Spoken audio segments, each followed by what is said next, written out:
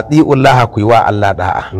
wa rasulahu kuma ku yi wa annabi da'a maimakon a ce wala tawallaw anhuma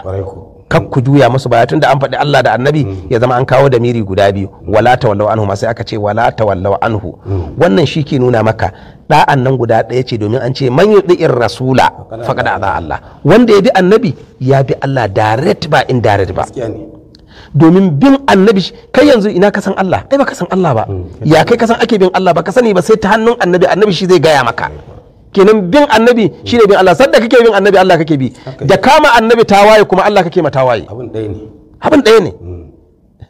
kuma ni ban san sharri ba ban san yadda aka yi Bukhari da Muslim wai suka zama su ma annabi ba saboda da kaki Bukhari da Muslim sai a ce to wanda bai da manzo Allah ba ni ba taɓa jin sharri irin wannan ba sharri abun sun rikide shi kawai yanzu sun riga sun koyi wannan sharrin da manyansu da yaransu da tsoho da babba kowa da ka zo ka ce Bukhari da Muslim maganganun da suka yi kaga Bukhari da Muslim gaba ɗaya waɗanda suka rubuta littafin nan ba su yi zamani da annabi ba ba su yi zamani da sahabbai ba ba su yi zamani da tabi'i ba amma yanzu da ka zo ka ce Bukhari da Muslim ƙarya suke sai a ce inna lillahi wa inna ilaihi raji'una suna suka ga maganganu na annabi sallallahu alaihi wa sallam ka ji tsohon dan sharri mallam na gaske na ga maka su ba su tsufa da sharri duk yadda kaga tsohon mutum yayi hurhura wallahi tallahi da dai ka san mutum bai tsufa a ce ai ya tsufa ya bar cin abinci to su yadda ka san cin abinci haka suka dauki sharri saboda da ka ce Bukhari da Muslim kuma ni abin da nake mamaki shi yanzu duk girman littafi sai aka zo aka ga ƙarya cikin shi kai in kana da hankali ka danganta ma annabi wannan abun annabi fa ka ce maganganun annabi ne kuma abinci ka cika ga ƙarya kai wani iri mara kan gado ne ai littafi ana ganin ƙarya ciki ko gaskiya ne aka gani cikin shi wannan ƙarya ɗaya ta rusa shi tunda abu ne na bauta Allah in dai abu ne na bauta aka ce abu ne na ibada littafi daga Allah ai ma Allah bauta duk girman littafin aka ga ƙarya ɗaya ciki to duka ya tashi daga aiki kwandam ne saboda bauta ne lahira fa za a to balle gaba ɗaya ka cika kanka da zato surutai ne ka cika ka ƙarar da rayuwa kan abu kuma ya zama zato ne hayaki ne kawai ka cika kanka da shi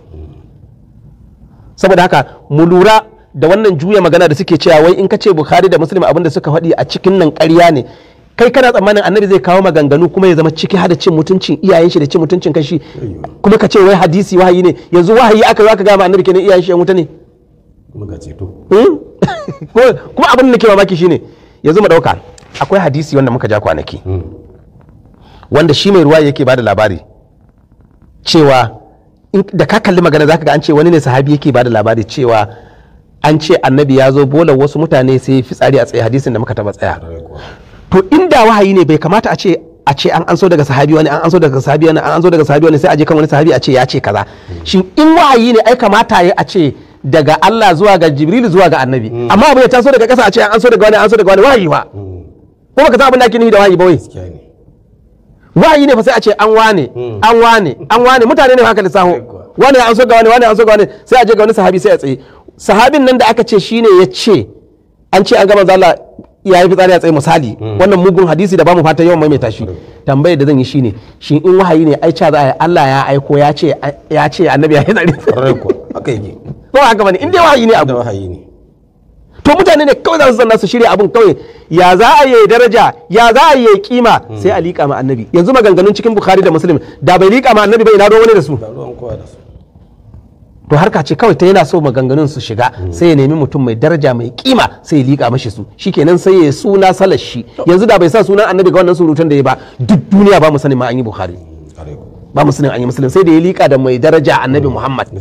sannan duk sharrin da yake so sai ya shigar da shi kai kuma in kai to kace ya ma annabi sharri sai a ce inna lillahi baka son annabi to inda muka gode ma Allah da Allah ya sa aka yi walƙiya aka gane yanzu zamanin social media ne baka isa kai shiga kai mana wani sharri ba washe gari zaka ga mun hito mun ce ƙarya kake ka je da muka ce amma da lokacin da ba social media zaka shiga radio ka je talabijin kai mana ƙarya kai kazahi mu kuma ba a jin bakin mu ba a san yadda muka ce ba kawai ba mu ankara sai dai mu ji ana ta sharri ana kazahi yanzu ko kana gama magana washe gari za mu hito mu ce to wannan tsoho mai hurhura da ya hito yi magana ƙarya yake ka ji yadda muka ce ga hadisi gaskiya ne shikenan magana ta kare ina fata an gane to shine Allah mai girma da kuka ce wala tawallau anhu akwai irin waɗannan ayoyin da dama waɗanda za a kawo abu biyu sai a bada damiri daya dan ka gane cewa yi ma annabi da'a shine yi wa Allah da'a. Ina fata an gane. Kamar aya da tace ya ayyuhal ladzina amanu stajibu lillahi walir rasuli sai ce iza da'akum, bai ce da ayakum aka kawo tasniyar ba. Akum lima yuhyikum. Kamar aya nan da tace wallahu wa rasuluhu ahqqu ayyurduhu in kanu min, kaga wallahu wa rasuluhu kamata ya ce ahqqu ayyurduhu ma. Wa ma kana lil mu'minin wala mu'minatin idza qada Allahu wa rasuluhu sai aka ce amra